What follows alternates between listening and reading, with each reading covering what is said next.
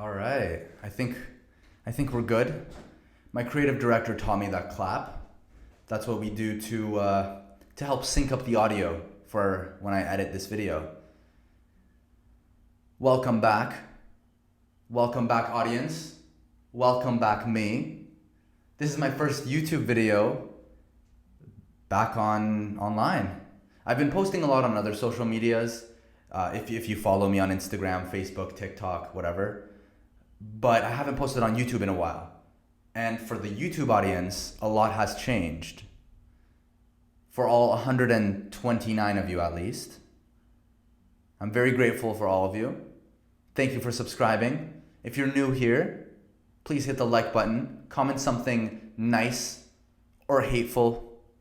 I prefer not the hate. And subscribe. That's the most important thing. Today, I wanted to release a video which answers a lot of questions people have had in the past. And I also wanted something that's good for clickbait. And for people wondering, this isn't clickbait. This is completely true, but it's a good topic of conversation. Today, I wanted to talk about how I made $100,000 within a year at age 19. I think I was 19 at least. Now, the reason why I didn't make this video when I was 19 years old, right now I am 22, but the reason why I didn't want to make this video then was because I didn't feel comfortable making it. I was still in school, so I studied computer science at Ryerson University, and I didn't feel comfortable saying that to everyone because I knew everyone in my program would see it, and I'm pretty sure a lot of people in my program are still going to see this, people from my high school as well. I just feel more comfortable discussing it now. Now that 2-3 years have passed, I feel very comfortable talking about it because I think it's important for people to learn about this. I think it's very doable and very possible. And I think that people like us, people that have been able to make a six-figure salary or six figures in general, should share this knowledge because it's important for people to prepare, especially within my program. Now, there are going to be some people that are going to comment or think, hey, you're in the technology industry. It's pretty easy to make a six-figure salary, especially after a couple years of development. And I completely agree, but I think there are a lot of developers, especially in Canada, that are still underpaid for these big corporations that they work at. Obviously, at startups, it's a totally different scene, but within corporations, you should be expected to make that six-figure salary because I think it's very doable. Now, I did it at age 19. I could be wrong, by the way. This could be at age 20, but I don't remember for sure. But either way, I personally consider that a very young age to make that amount of money. I know if I go online,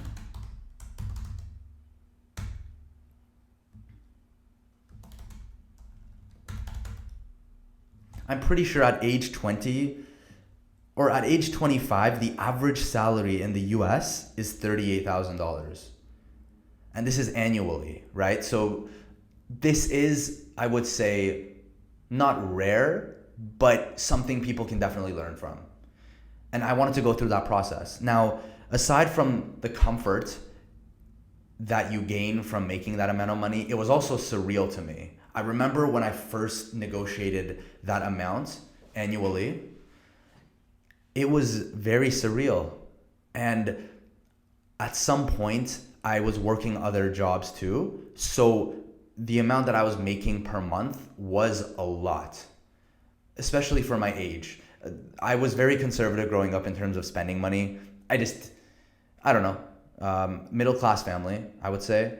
But I never felt the urge to buy expensive stuff. And I think I saved a lot. I was very cost effective, I'd say. But being able to have that financial freedom was surreal. And I think that was a big factor that motivated me to get to the point that I am at now. I think by gaining that financial freedom early on, I was able to satisfy that need for money, and it allowed me to focus on things that are more important to me, like making a difference by innovating, by building cool technologies for companies. Because for context, that amount is not where I'm at right now. And that's because I have a startup and I've started a business that I want to grow to hit that 6, 7, 8-figure salaries for everyone on the team. However, being able to hit that 6-figure salary or that 6-figure level of income early on really allowed me to align my perspective and to align myself with what I valued in my life.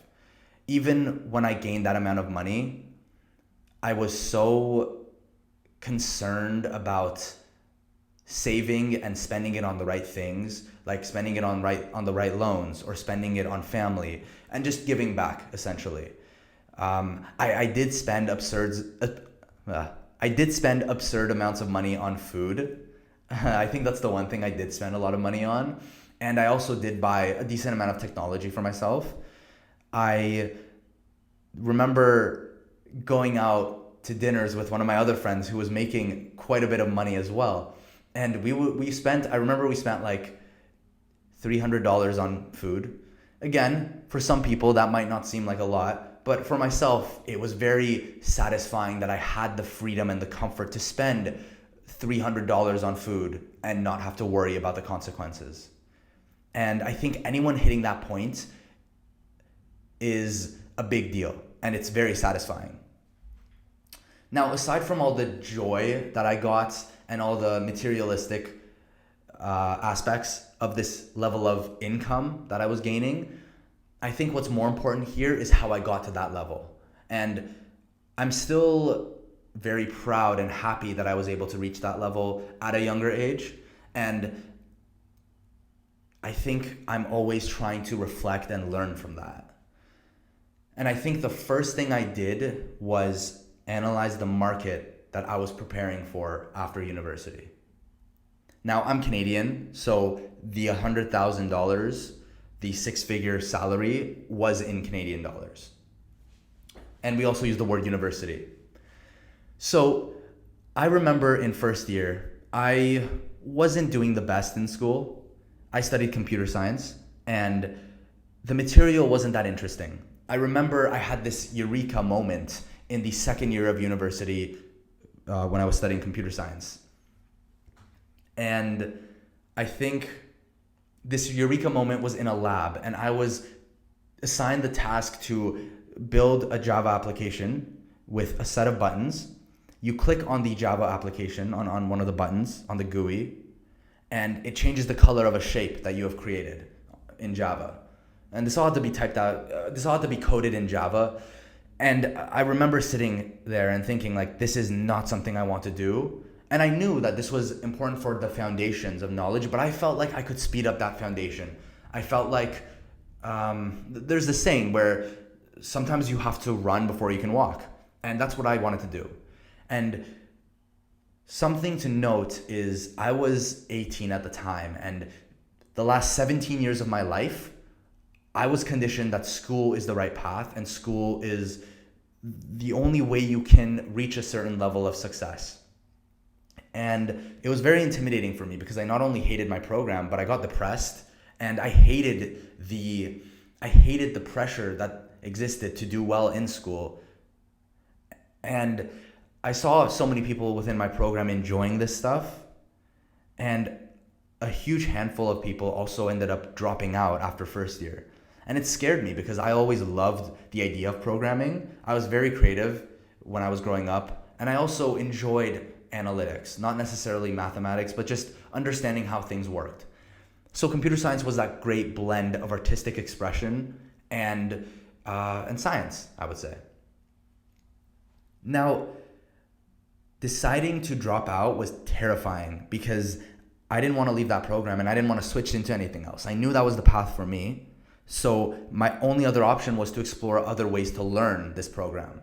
So I went on udemy.com and I bought some courses online and I just learned React Native and Swift. Now, in my program, React Native and Swift were not taught at the time. I don't know if they're currently taught, But what I do know is that they are getting younger people to teach React Native because it's such a new language. Now, the professors within my university, for the most part, were pretty intelligent. There were some that were living off of tenure, basically. And for those who don't know, tenure, I think, is when they essentially sign a contract which allows them to permanently stay within that university to teach. So they essentially don't give a shit about the students. That's how I saw it, especially after experiencing what I experienced within my university. And they are great professors for the most part, and they teach you properly, but they are teaching us stuff that they mastered 10 years ago, 8 years ago, right? So the fact that the STEM industry is constantly evolving and moving forward, I didn't know, and I didn't feel comfortable to rely on those teachers for that knowledge. And that's why I always recommend students that are in school to buy courses online, because it gives you good insight on new technologies. Now, back to the path on making the six-figure salary. Sorry about that. Back to the main topic. After I decided to learn courses online and learn newer languages, I decided to figure out the right languages to learn. And this was done by Googling trending languages, trending programming languages, and just looking up Stack Overflow surveys of languages that are trending and languages that are becoming bigger. I also went on Indeed.com and I just looked at the job market. So in 2018, this was in like 2016, 2017. This was 2016. In 2016, I remember Googling and searching the job market, and there were a lot of, there was a high demand for Java developers, for backend, frontend, basic HTML, CSS, basic stuff. But I would see postings related to Swift and React Native, and I didn't know what these were. And it turns out they were related to mobile development. So buying these courses online taught me a lot about React Native and Swift. And if you look back, React Native and Swift have blown up. They have become incredibly popular. And it was one of the best decisions I made, which completely evolved my professional career within the STEM industry. I not only loved React Native and Swift because I was able to produce something real and tangible, but I also picked it up fairly quickly and taken that I had very little. Holy shit. How many emails am I going to get? How many messages am I going to get? So I not only gained a passion for these languages, but I also enjoyed it. It was fun. And I was able to build many cool applications as personal projects. And at some point, I took these to hackathons and I started presenting them at hackathons. I started building applications at hackathons with these new languages. And this caught the eye of many industry professionals. I remember getting lots of emails for potential job opportunities when I was in my second year. And this was surreal to me because a second year student getting a demand for a job, I couldn't describe it. I still remember that feeling. And that feeling got taken to the next level when I was recruited at a consulting firm. Now, the experience I had at this consulting firm was surreal, and I still can't talk about it into much detail to this day due to NDAs, but I can always talk about it at a high level, and I will save that for a future video. But when this consulting firm recruited me, I was working on many React Native and Swift applications, and I collaborated with many massive incubators in the Toronto tech scene, and I built such a solid network within this community. And I owe so much of my knowledge and experience to that firm because they taught me so much. Now, aside from the learning, the salary and the annual or the monthly payments that I received was great. I ended up negotiating a close to six-figure salary, I would say. And I was able to, and I was also working contract or freelance jobs. So I was making a solid amount of revenue per month. And I remember feeling that financial freedom the first time I received a direct deposit from that firm, because the amount of money that I was getting with the firm and with my freelance projects, it was a lot. And it was surreal because for the first time ever, I felt financial freedom. And at that age, at I guess between the ages of 17 to 22, 23, or even 17 to 25, you don't have many responsibilities. So this is the best time to take risks. So I was not only investing, but diversifying my portfolio. I was just playing around with my money and seeing what I could do to make more money. And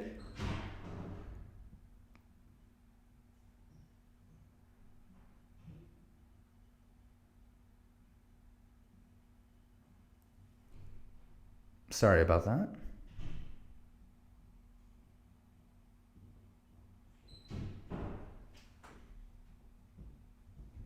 So I think so having this financial freedom and having a lack of obligation truly made all of this revenue just pure profit. I remember I was extremely conservative with money. I still am, I would say. Um, but a $10 meal is considered expensive for a student, especially from my experience from interacting with people. But I was able to drop like $400 on meals, and it felt comfortable to me. I didn't have to wake up with stress. And for those of you who are going to complain and leave a comment and say, hey, like you're wasting money, I was very conservative. I still am. But the only areas I spent money on were technology and food, I would say. And I did that because I felt like if I'm not comfortable, then there's no point in me making this money. And this was such a great experience in my life because it taught me the value of money, and it showed me that I didn't need money to do what I was passionate about. I think the biggest lesson from all of that was that I gained a validation, and I learned that I didn't need school to be able to achieve a 6-figure, 7-figure salary. And that is the goal now. I don't know if I answered anyone's questions. I just wanted to give my experience as a person that has earned this six-figure salary, to give people a snapshot of how it felt and the steps I took to reach that level. Now, if people have questions, please leave a comment down below. Please hit the like button, subscribe, leave a hate comment if you want. I'll probably roast you for it. But I feel like I just scratched the surface with this topic. So please leave comments if you feel like there's more that I could have dived into, because I think this is a very important topic. And I think that a lot of young entrepreneurs, a lot of people entering their academic careers can learn from this and use it to feel comfortable, to pay off their loans, to support their family, and to do a lot. You know what I mean? So leave a like below. This is my first video back. I'm hoping to post more. I can't wait to see you guys. Love my content because I know it's worth discussing and I know it's worth talking about. Thank you so much for watching. I'll see you guys in the next video. Peace.